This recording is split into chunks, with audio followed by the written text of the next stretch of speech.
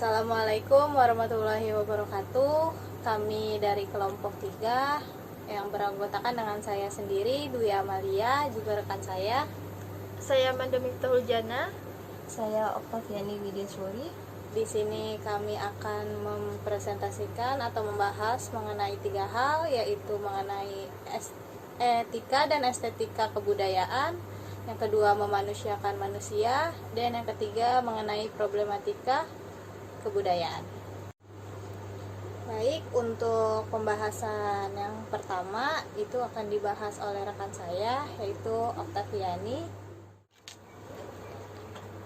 Etika berasal dari bahasa Yunani yaitu ethos, yang berarti adat, kebiasaan atau akhlak yang baik. Nah, secara etimologis, etika merupakan ajaran tentang baik buruk, sikap, perbuatan, kewajiban, ataupun sebagainya.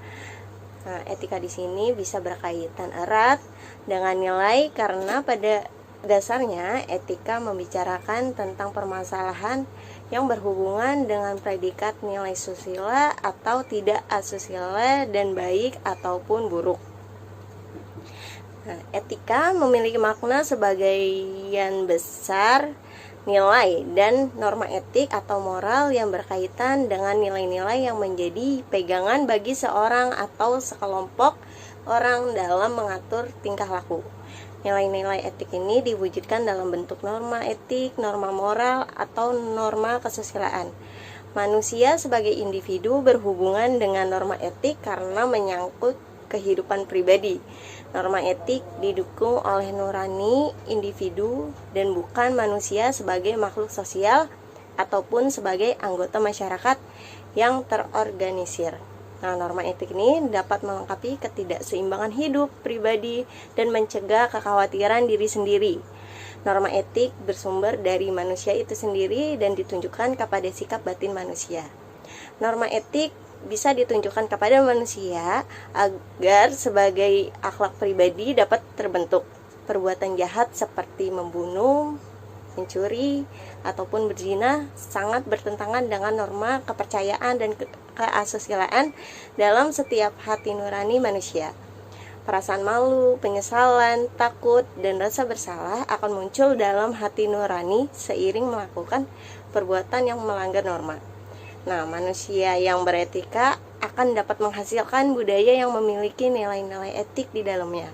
Etika dalam berbudaya mengandung suatu keharusan agar manusia menciptakan budaya yang mengandung nilai-nilai etik secara sosial dapat diterima oleh sebagian besar masyarakat.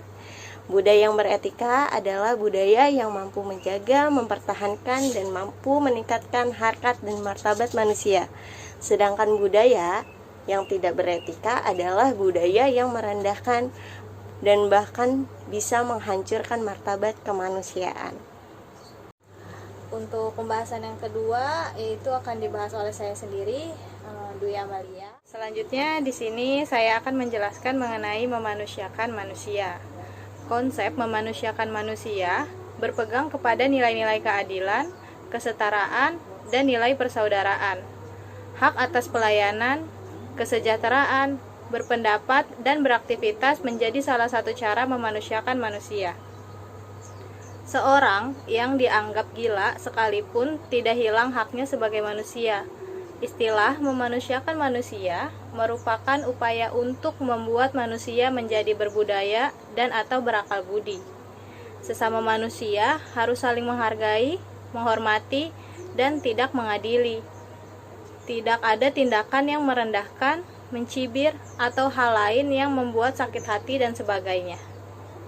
Kata memanusiakan manusia sering ditujukan pada pelayanan pemerintah kepada masyarakat melalui pelayanan publik. Padahal memanusiakan manusia menyentuh seluruh dimensi kehidupan manusia. Pada dasarnya, memanusiakan manusia merupakan bagian dari humanisme. Dalam aplikasinya, humanisme tidak memandang bangsa, agama, daerah, suku, warna kulit, dan sejenisnya. Seorang yang memanusiakan manusia akan berusaha membantu siapapun, tidak memandang apapun.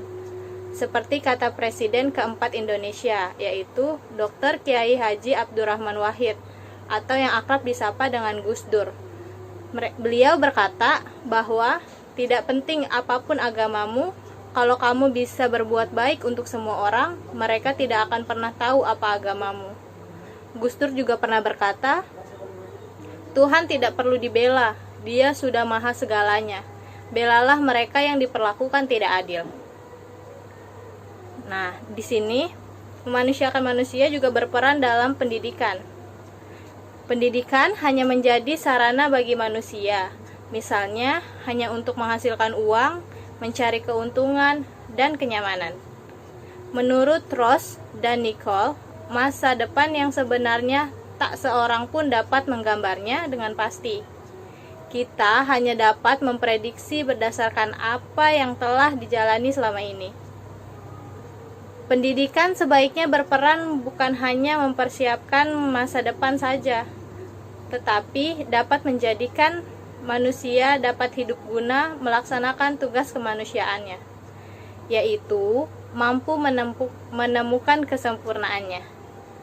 Dan untuk pembahasan yang terakhir mengenai problematika kebudayaan itu akan dibahas oleh rekan saya, yaitu Amanda.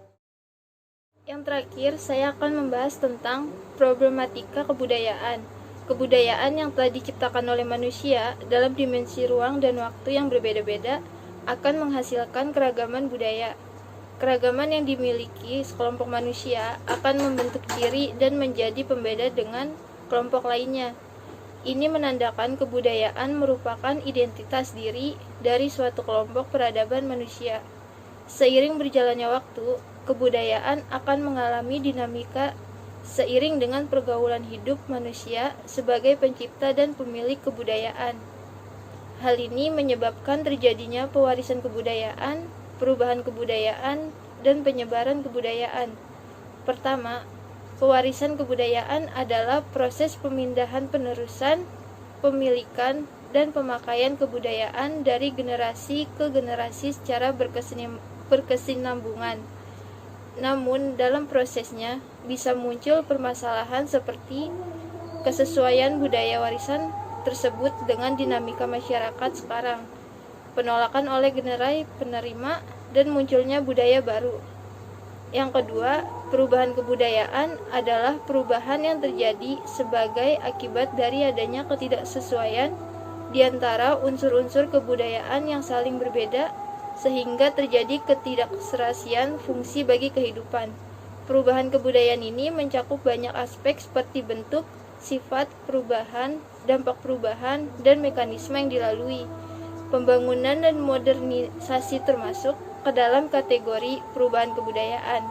Perubahan kebudayaan dapat menimbulkan problematika antara lain, yaitu apabila perubahan justru mengalami kemunduran, bukannya kemajuan, maka akan merugikan manusia, dan perubahan akan berdampak buruk jika dilakukan melalui revolusi berlangsung cepat dan di luar kendali manusia. Yang ketiga, penyebaran kebudayaan, yaitu proses menyebarnya unsur-unsur kebudayaan dari suatu masyarakat ke masyarakat yang lain yang berbeda wilayah. Penyebaran kebudayaan bisa menimbulkan problematika di mana masyarakat yang menerima kebudayaan akan kehilangan nilai-nilai budaya lokal karena tergerus kebudayaan yang baru. Maka dari itu, dibutuhkan etika dan estetika berbudaya oleh manusia agar problematika yang menghantui kebudayaan ini dapat terminimalisir sehingga anak dan cucu kita nantinya dapat menjadi pencipta kebudayaan tanpa perlu merusak kebudayaan yang telah ada. Baik, presentasi kami sudah selesai. Di sini saya akan membuat kesimpulannya dari pembahasan presentasi dari kami. Kami dapat menyimpulkan yang pertama, manusia adalah sebagai makhluk yang berbudaya.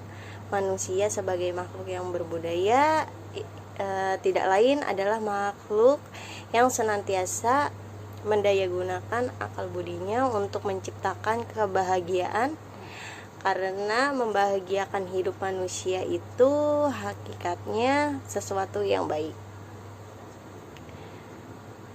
Tentu manusia selalu juga berusaha menciptakan kebaikan, kebenaran, keadilan yang berhak menyandang gelar manusia berbudaya. Yang kedua, manusia ini juga memiliki kemampuan daya antara lain akal, inteligensi, intuisi, perasaan, emosi, kemauan, fantasi, dan perilaku. Budaya adalah suatu cara hidup, berkembang, dan dimiliki bersama oleh sebuah kelompok orang dan diwariskan dari generasi ke generasi dan sering dinamakan pergaulan manusia sebagai makhluk yang berbudaya. Tentunya akan menimbulkan berbagai problema di dalam kehidupan manusia. Yang ketiga, kebudayaan merupakan sistem pengetahuan yang dimana meliputi sistem ide atau gagasan yang terdapat dalam pikiran manusia. Sehingga dalam kehidupan sehari-hari, kebudayaan itu bersifat abstrak. Sedangkan perwujudan kebudayaan adalah benda-benda yang diciptakan oleh manusia sebagai makhluk yang berbudaya, berupa perilaku, benda-benda yang bersifat nyata. Lalu yang keempat ada substansi utama budaya. Nah, substansi utama budaya ini adalah sistem pengetahuan, pandangan hidup, kepercayaan, persepsi, dan etos kebudayaan. 3 unsur yang terpenting adalah sistem pengetahuan nilai dan pandangan hidup. Yang kelima, yang bisa kita tahu dan ambil kesimpulan adalah etika. Etika adalah ajaran tentang baik buruk yang diterima umum atau tentang sikap, perbuatan, kewajiban, dan sebagainya ya. Etika bisa disamakan artinya dengan moral atau mores dalam bahasa Latin, akhlak atau kesusilaan, yang dimana etika ini berkaitan dengan masalah nilai, karena etika pada pokoknya membicarakan masalah-masalah yang berkaitan dengan predikat nilai susila atau tidak susila, baik maupun buruk. Yang terakhir, ada estetika, dapat dikatakan sebagai teori tentang keindahan atau seni. Nah, estetika ini berkaitan dengan nilai indah atau jelek yang tidak indah, bisa dikatakan seperti itu. Nilai estetika berarti nilai tentang keindahan, dimana keindahan ini dapat diberi makna secara luas, secara sempit, dan estetik murni. Cukup sekian dari presentasi kami dari kelompok 3. Sebelumnya mohon maaf apabila ada kesalahan dalam perbuatan maupun kekurangan kata. Akhir kalam, wassalamualaikum warahmatullahi wabarakatuh.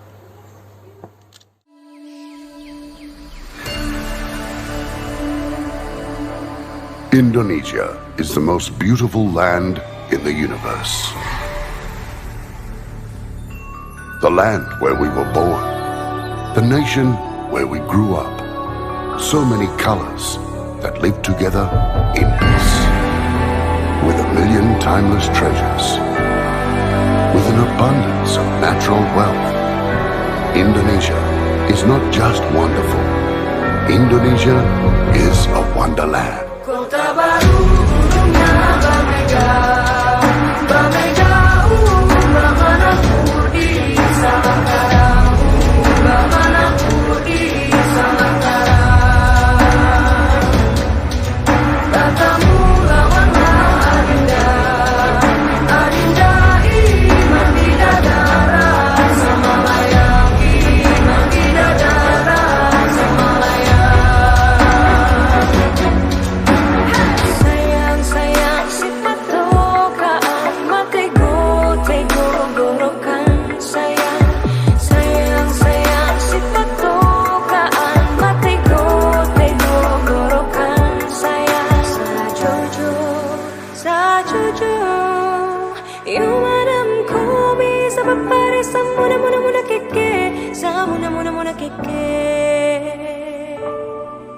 Soleram, soleram, soleram, anak yang manis, janganlah dicium, sayang kalau dicium merah pipinya. Kampuangan jauh di matu, kunwangsan sebaku liliang, takkan ajo kawan-kawan lamu, sangke basuh yang suria.